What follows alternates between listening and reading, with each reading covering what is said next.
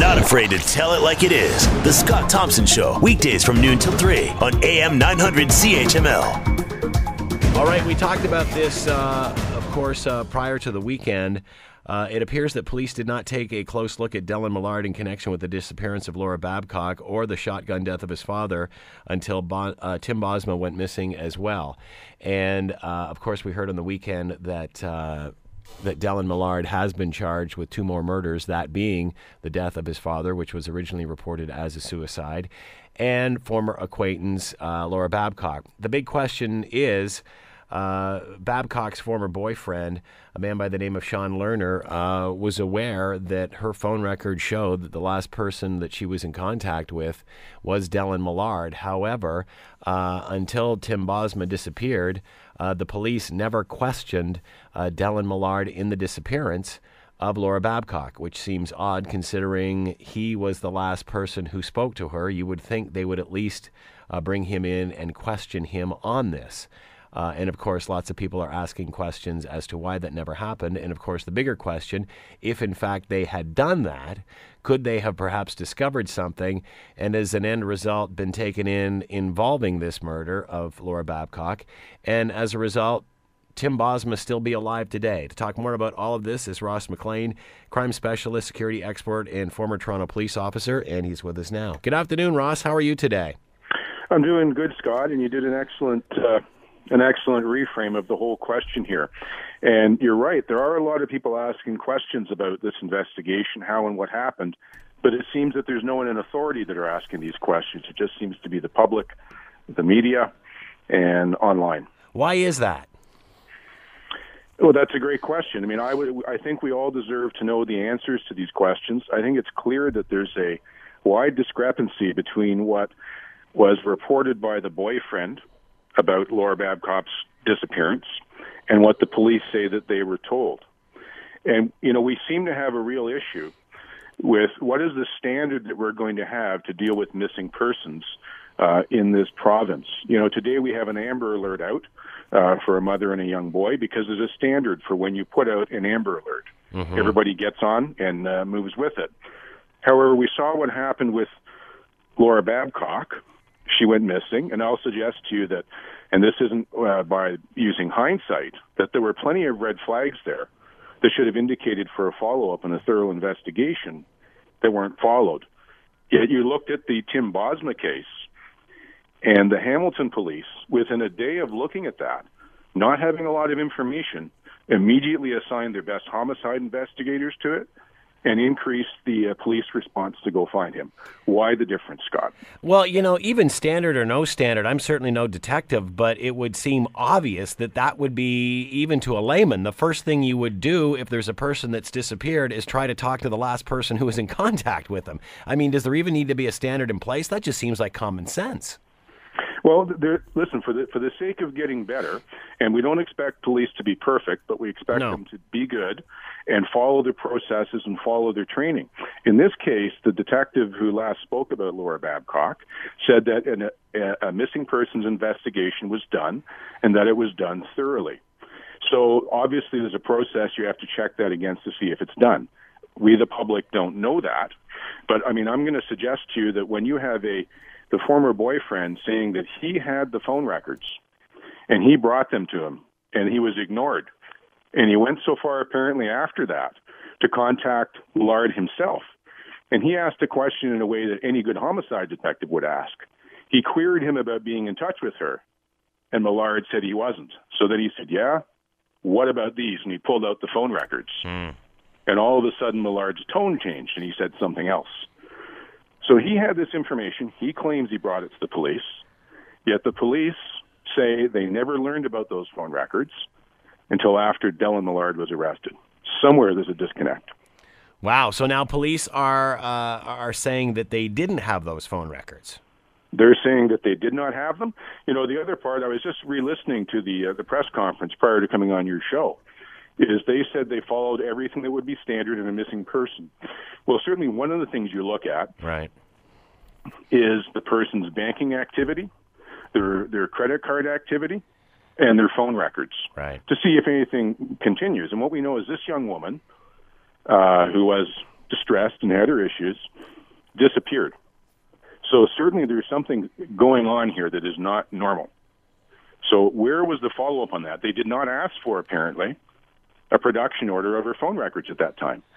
They did after Dellen was arrested, but not before. Why was that? So they're actually saying that the ex-boyfriend, Lerner, did not present them with the phone records, but you're saying, that being said, that would be part of the standard part of a missing persons investigation where they would check that stuff. I would expect that. We need for the police to come forward and say if that is a standard part, and it was either done or it was overlooked. You know, you look at the same issue comes up later with the death of Dellen's father. Mm-hmm. I mean, the police have already got, this is the same division, by the way, 22 Division, Detective Office that was dealing with Laura Babcock missing. They've had Dellen's name brought to their attention. Now, all of a sudden, here's a father died by gunshot wound. The same last name, with Dellen there as the one, I believe, who called it in. Yeah. The police say that they investigated that. Now, I'm just going by what their words are here. Perhaps it was something different, as a sudden death investigation, not as a homicide investigation. So we're left to wonder how good was the documentation forensically of the evidence at the scene where he had died. A lot of people are suggesting that this was thrown under the rug because she was having issues. There were mental illness issues there. They even, I've heard labels of a drug-using sex worker. Does that push it down the priority list and say, well, you know, you hang around with bad people, bad things are going to happen? Well, you know, I've talked to some homicide detectives, ex-homicide detectives, who have a very high standard, and they don't care what the living conditions or the morality was of the person that's the victim. They go at it hard just as much as if it was anybody else. So, I mean, that's certainly one of the issues. But that is something that needs to be looked at. Was it pushed down because she's a woman? Was it pushed down because maybe she's got questionable affairs? You know, that's no reason to push somebody down. Not at all. And we need to look into that to find out what happened there. Because what she really was, and this is not atypical, she was a young woman, came from a decent home, had difficulties at home, decided to leave her home. She was on some medication. She had some, you know, mental, emotional issues, which any one of us can have at any point of our lives. We certainly know people who have them. And she all of a sudden disappears off the face of the earth. I mean, that's not something that's typical. Not at all. How would they have arrived at enough evidence to have charged Millard in the death of the father and Laura Babcock? Obviously, they haven't told the parents whether they've discovered her body or not. So, you know, again, we don't. There's limited information here. But in your best experience, how would they have arrived at that? Could it be through Babcock's girlfriend, which has also been arrested as an accessory in this, and Smitch? Well, certainly one of the things that always helps you in an investigation where you've got blanks that can't be filled in is if somebody decides to roll over and fill in the blanks for you. Right. So that is certainly one way that it could be done. It may also be that with the investigation of the Wayne Millard's death, I mean, the forensic teams, identification teams that Toronto have, if they were called in, they would have documented everything with video, photographs, pictures, everything. The full 9 yards would have been done for that. So it may still have left enough information for them to still be able to proceed and have some more pieces to hang a murder charge on. So obviously, Toronto police have stepped up their investigation on this and looking at it a lot more closely than they were in the initial stages. Yeah, well, the question is here, I think needs to be found out, is was there a fall down in procedure here? Does the procedure need to be improved? Look, the Toronto police do some absolute excellent investigations. They just put away Brian Dickinson, the York University murderer there, where they turned down manslaughter pleas. You know, they just went right to the trial and put him away with a solid, beautiful investigation. So the department certainly does do it. But something fell apart here, and I think it's something we need to look at. You know, missing women and not having full reports on them is not just a Toronto problem. We've seen it across Canada for having issues for dealing with it when someone goes missing. I mean, I looked today on my inbox, Scott, and I saw 3 reports of missing people in Toronto that were women. They come across with no context. Sometimes the announcement that they're found comes out before the announcement that they're lost. And it's hard for, I think, the public to help the police if we don't have a good standard for looking and dealing with it and knowing what we're up against. Is this just procedural, or is there staff shortages? How would we explain that? In my own work, in my own practice, having been on the police department, having worked large security organizations, you work these things through by getting better processes all the time. And you do that through your training. So you know what you're supposed to do at certain investigations, and you get better. No one's ever perfect, but what you can do is you can learn from each mistake, and you eventually tighten up your investigations and all of your processes so that you've really got a winning hand whenever you go into a call. So I think that the process really needs to be looked at. And then the supervision. I mean, there must have been someone who signed off on that Laura Babcock investigation, someone who decided nothing further to do on this, no reason to get it. You know, why was that? Those questions need to be asked. Why wouldn't police have told Babcock's parents whether they had found a body or not? That's one that I can't answer. It's certainly one that is distressful for the family. It's distressful for the public. I mean, we're left with the conclusion or the guess that there is no body. There's just an overwhelming amount of circumstantial evidence and some other evidence that will corroborate it that we don't know about yet. Will we find out more about this before it goes to trial, or will this be one of those things that we won't find out anything until it goes through the trial? Well, it's interesting. Certainly evidence that has to come before the court, you're not going to hear anything about. But some of these processes in terms of investigating what went on with the Laura Babcock investigation, was it done correctly or not, that can proceed absent the trial, and the public can be talked to, they can be informed, and they can look at those things without compromising the trial. So, I mean, there's things that can be done, can be said, and I think they should be. And those things that can't be said, well, we're going to have to wait till the trial. Is Millard a serial killer? Do you think he will be linked to other murders?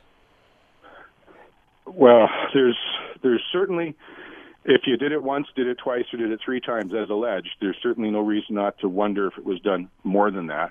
You know, I was listening to an expert earlier today who they've come up with an actual definition for serial killer before they call you one, you know, which was funny. He said it used to be 3 people, then they reduced it to 2 people within a certain time frame. Any way you look at it, this is bad news. These are the sort of people that we have to close in on, and we have to protect the most vulnerable, as Laura Babcock was, as Wayne Millard was, and certainly as Tim Bosma was. Obviously, the big question rolling around now is, had they checked these records, is there a possibility that Tim Bosma would still be alive today? Certainly that's a question, and that's one of the reasons why this needs to be looked into. There is nothing worse that I know of as a person who worked in law enforcement and security than knowing that something bad happened when you supposedly had all the processes in place to prevent it. You know, you look down at if you remember the girls that went missing down in Cleveland, the Ariel Castro case. Yep. You know, the police had a process down there. I mean, all those girls went missing in the same way, same sort of description, same area. Yeah. The dots weren't put together. But here is the real kicker on that one. Every year they would call up the people on the missing persons list, the persons who reported them, and ask them, are they still missing? So they could either clear the case or not. For 2 of those girls, they got busy signals so they didn't get a hold of anybody, so they took them off the database. So there's something that shows how a wrong process there left an investigation in a worse place. Not a lot of... Sorry, go ahead. I was just saying, you always have to bring your best minds to bear and keep that training and pass it on between officers and departments. Obviously, we're not finding out a lot of information about this case right now. Are police holding the cards close to their chest simply because there might have been a screw-up, for lack of a better term, in this initial phone records situation? Well, one of the things that the Toronto Police did mention is when they did do the production order on her phone records, after Dellen was arrested, that produced names of several witnesses that they then went and interviewed. So certainly there's going to be evidence. The investigation, I'm sure, is still ongoing. It's a massive investigation, and congratulations to all the police forces and the major case management who worked together to make this case happen this way. It was dogged determination by the majority of those forces, and Hamilton led the way, and they should be proud about the way they responded to this one particular homicide, Scott.